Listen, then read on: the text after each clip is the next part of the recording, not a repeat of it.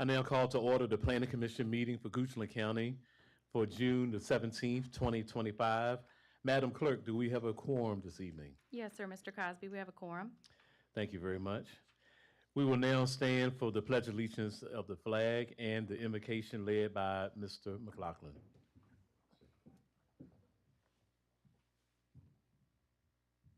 I pledge allegiance to the flag of the United States of America and to the republic for which it stands, one nation, under God, indivisible, with liberty and justice for all. Lord, thank you so much for bringing us together tonight. We're grateful for the chance to serve this county, for the people who live here, for the staff who work so hard behind the scenes. Please give us wisdom as we make decisions that impact our community. Help us to listen well, speak with kindness, and keep the good of all in mind. In Jesus' name, amen. Amen.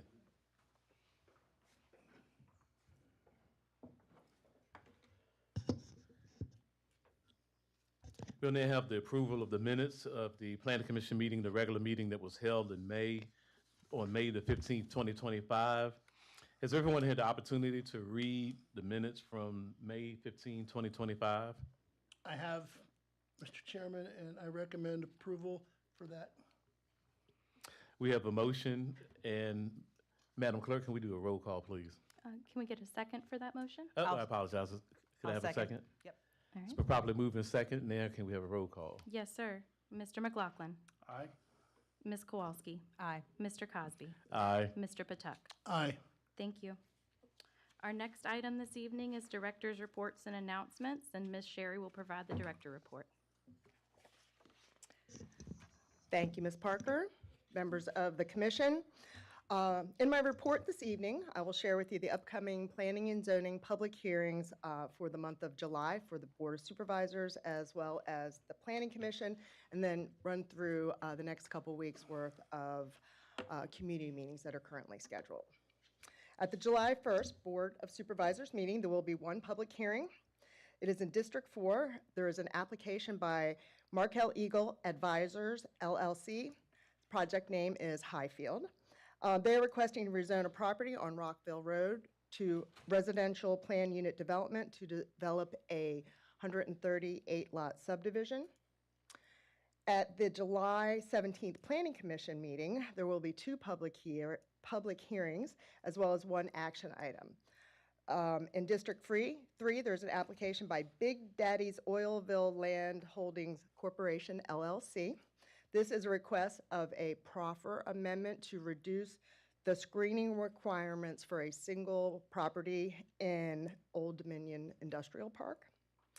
Also in District 3, there will be a public hearing on an application by David Jeanette. The project name for this is Serenity Trail.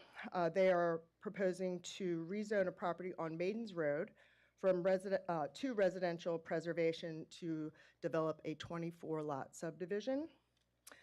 There is an action item associated with that rezoning for Serenity Trail.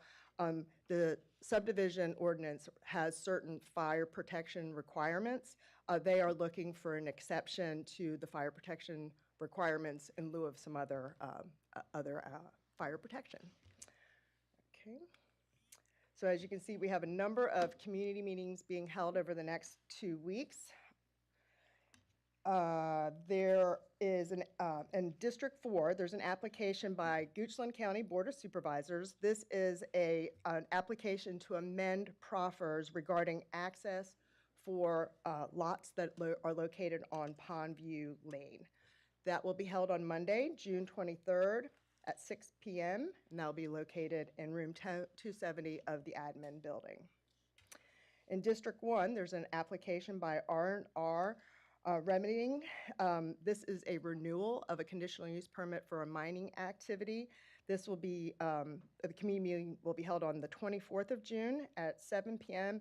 on site of the mining operation, which is 4768 Shannon Hill Road. In District 5, there is an application by Whitney Graham. This is for a self-storage facility on Patterson Avenue. This will be held on June 25th at 6 p.m., and this will be also on site at the Patterson Avenue location. District 4, we have an application by Andrea Smith. This is for an accessory family housing unit. That's what the AFHU stands for, detached. This will be held on June 26th at 7 p.m., and this will be also located in the admin building in room 270. There is a community meeting scheduled for an Jenny, application. Can I interrupt you? Of course. It says 6:30 on mine. Oh, did I read the wrong number? I apologize. Andrea Smith? Andrea Smith, oh, I have 7 o'clock. I will verify that. Okay. Written on there. Thank- On the screen, does it say 6:30 or is it? Yes. 6:30. It is probably 6:30. I will verify that and provide an answer before the meeting's end. And thank you, Mr. Patuck. Moving on to the next community meeting, it is in District 2. It's an application by John and Alpha Wingfield to rezone a property to residential, rural residential to create a 4-lot subdivision. That meeting will be held on July 2nd at 7 p.m. here in the admin building, room 270. And then lastly, there will be a community meeting held for a countywide ordinance amendment and comprehensive plan amendment for a technology overlay district and technology zone. That will be held on July 7th at 6 p.m. and that will be also here in the admin building in 270. And I will get that correct time and date for the Smith community meeting for you.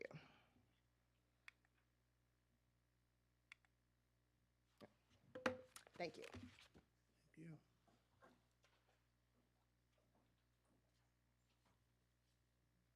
Our next item this evening is citizen comment period. Per the Planning Commission bylaws, Section 4, addressing the commission, public comments. Generally, all persons who speak before the commission during the citizen comment period or a public hearing shall do so from the lectern and furnish their names and addresses to the commission. A speaker shall only speak once on any item unless the commission asks the speaker to answer questions. No person may address the commission unless they have first been recognized by the chair. Each person who desires to speak shall be given time to present oral or written comments. Comment shall be directed to the commission, not the audience. Citizen comment period. The citizen comment period provides a public forum for the commission to hear from citizens about matters pertinent to the activities, issues, or policies of the commission. The citizen comment period is limited to matters that are not scheduled for public hearing on tonight's agenda. If you wish to speak during this citizen comment period, please come forward and state your name and your address, and you will have 3 minutes to speak. You see the globes on the lectern.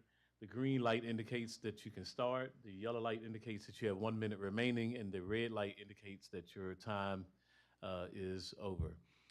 So if there's anyone who would wish to speak tonight, you can please come forward.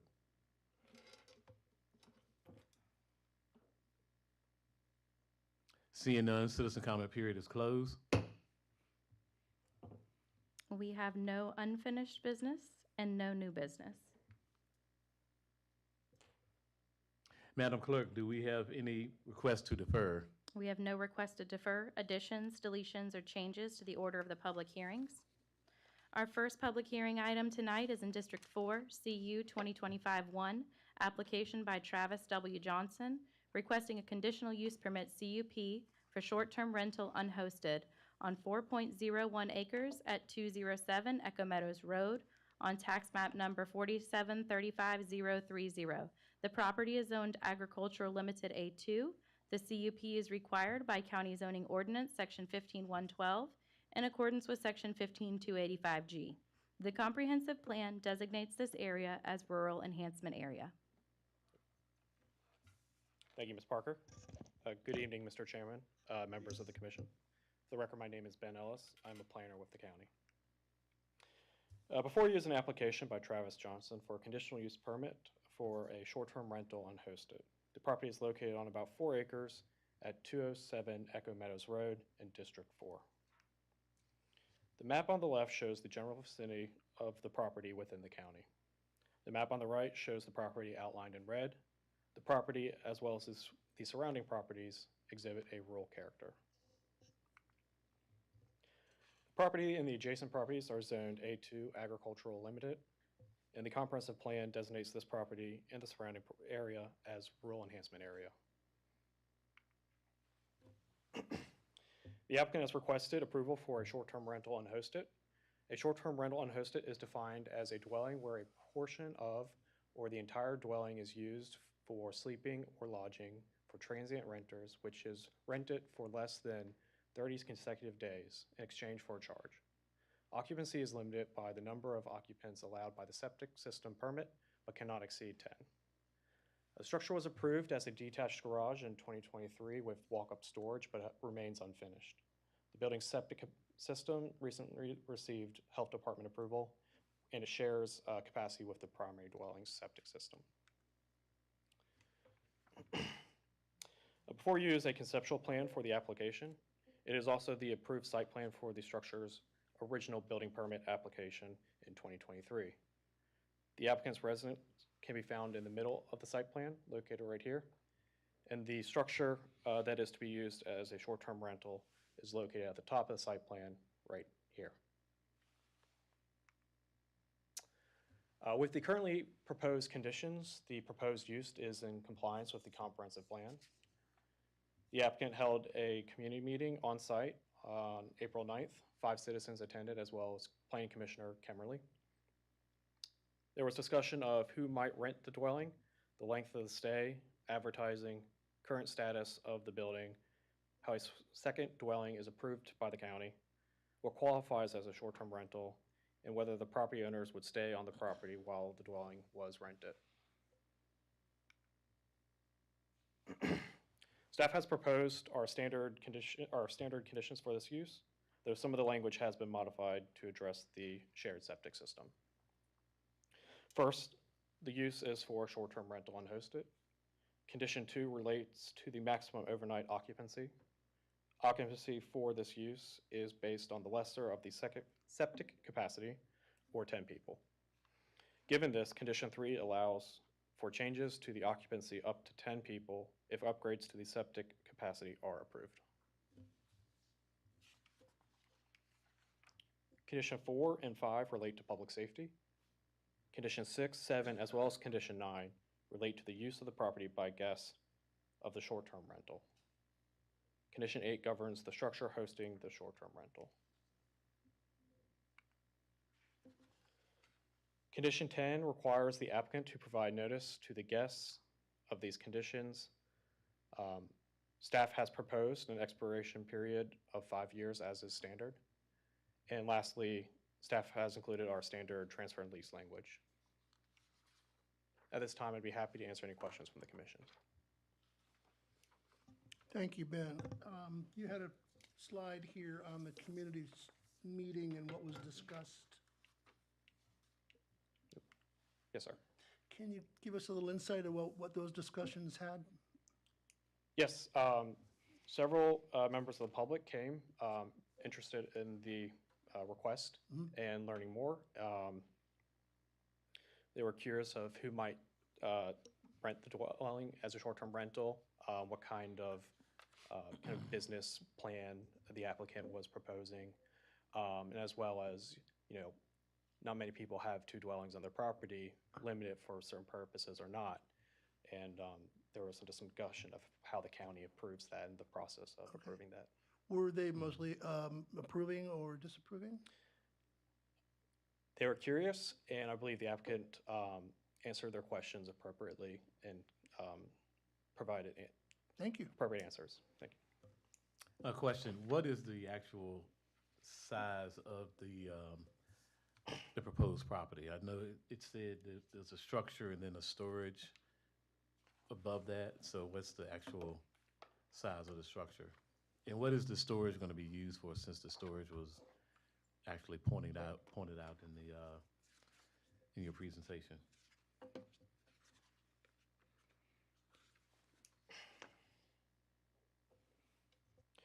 The applicant has stated that the existing structure is 36 by 40 feet. And that, upon approval by the Board of Supervisors, that the upstairs storage would be turned into a living area. And that's also where the bathroom would be. All right, thank you. Refresh my memory for short-term rentals. Is that 11 o'clock done with noise or whatever? Is that standard? That is standard. That is standard. Okay, thank you.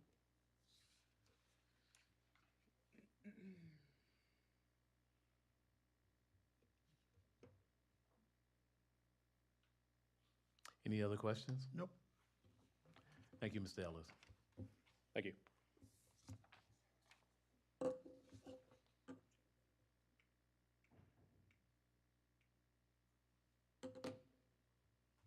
Would the applicant come forward, please?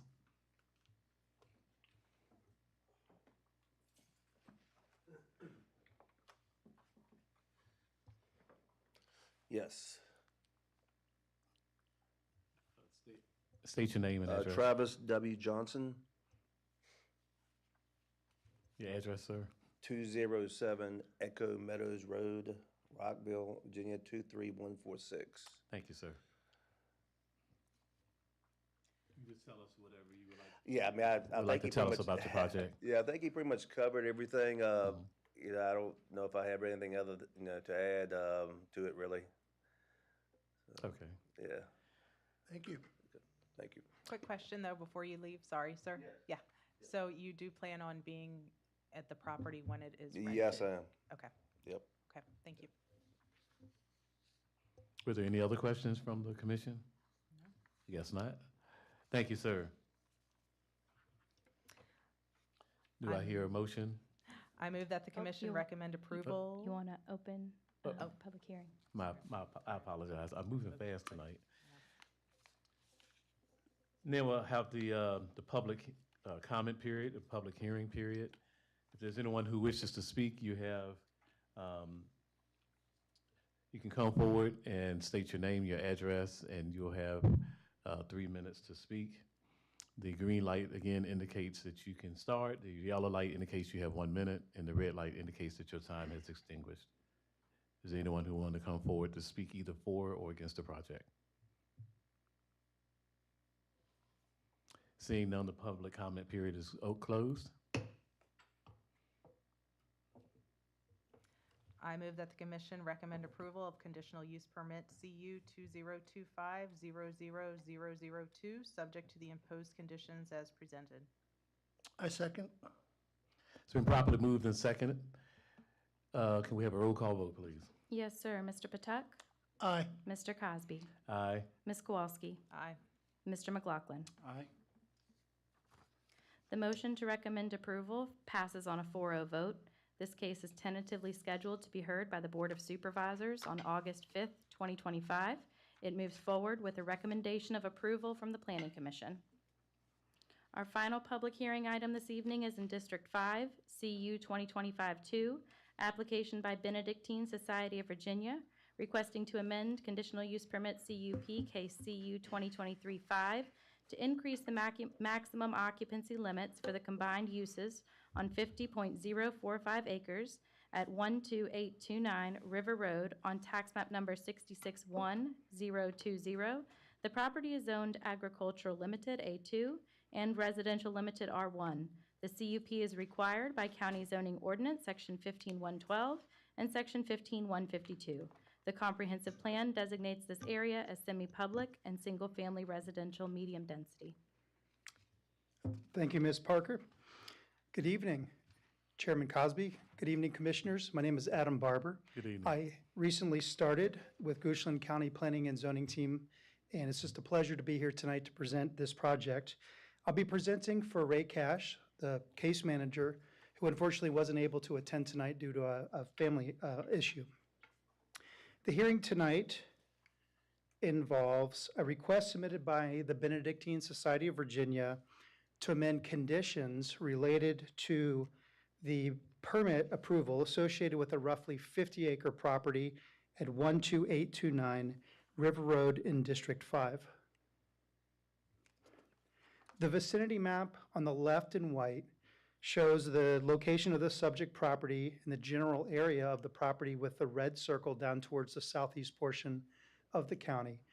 And the aerial photo on the right shows the subject property boundaries outlined in red in the vicinity of River Road and Route 288. The zoning map on the left shows the subject property and properties immediately to the east and west in the Green Agricultural Limited zoning district. And the front roughly 450 feet of the property adjacent to River Road, which parallels the north side of the property, is in the residential limited zone. So there are 2 zoning districts on the property, with the bulk of the property being zoned agricultural limited. If you look at the map on the right, which is the comprehensive plan map, you'll see that the vast majority of the property is zoned semi-public, and there is a very small portion along the eastern boundary that is designated as single-family residential medium density, but the bulk, as you can see in brown here, is semi-public. So the uses of the subject property have evolved over time from an original monastery and retreat facility use to now including monastery, a chapel, educational campus for the Benedictine Boys High School, as well as the St. Gertrude's Girls High School, and then related facilities to support those uses. Prior zoning cases issued in Goochland County go back as far as 1993, and the request in front of you tonight is to amend a condition or conditions related to the 4th and most recent permit in that series of permits that have been issued for conditional uses since the early 1990s. To provide some orientation on how the site is laid out, I'd like to note that north is to the right of the site plan. So the site plan has been kind of turned 90 degrees here. And what I'd like to point out is some key campus features. There is one access point off of River Road into the site. So River Road would parallel the north side here. And there are multiple athletic fields spread throughout the site, as well as the Benedictine Boys High School building, which is located towards the middle of the property here, and the St. Gertrude's High School building located towards the southern portion of property, which is map left, as well as a gymnasium near the western boundary, which is map top, and associated parking and related infrastructure supporting all those uses, the majority of which is located fairly close to buildings on the site. The specific request that is in front of you tonight is to modify conditions related to the permit, which is still in effect today. There are 16 conditions in total, and the request, the key request in front of you tonight is to amend condition 4, which relates to occupancy limits. For context, occupancy limits refer to the number of people who can be on site at any one time. So the existing condition number 4, which is shown in the language at the top of the slide, establishes a maximum occupancy limit of 550 students, 115 teachers, and full-time employees that would be included in the 115 number, 20 monks, and 250 seats within the church. So taken together, the current permit that's in effect today establishes an occupancy limit of 935 people. The request in front of you is to modify that in 2 ways. Number 1 is to increase that to 1,500, and then have it a total cap without the subcategories to provide more flexibility for the business to have students, teachers, whatever the use required. For context, I mentioned there are 16 conditions. This is a very brief summary of those 16 conditions, kind of the general nature of these conditions. And all of the conditions are reflected in the resolution should the Planning Commission decide to recommend approval. Many of these conditions were carried forward from the prior permit without amendment. A few were amended slightly to reflect current conditional language. And then the key is condition 4 here, the occupancy limits. That is the most significant change, which I just referenced in the last slide. The others here, for context, relate to a wide variety of land use and development considerations, including setting limits on the uses that are allowed on the property, as is common with permit conditions that would be established, establishing maximum water and sewer service allowances, establishing fire safety requirements, design requirements, et cetera. Now, with the currently proposed conditions, staff does find that the proposed amendments are in compliance with the comprehensive plan designation. With respect to community outreach, the applicant held a community meeting on April 30th at the subject property there to explain the proposal and to answer questions. The meeting was attended by 5 citizens as well as Supervisor Lyle and Planning Commission Chairman Cosby. Questions raised after the presentation related to understanding how the additional population being requested would be serviced on site by the existing infrastructure, questions about the water and sewage capacity on site, and then questions regarding any potential impacts that additional sewage might have on the adjoining properties that would need to be served for the population increase. This concludes my presentation, and I'm happy to respond to any questions.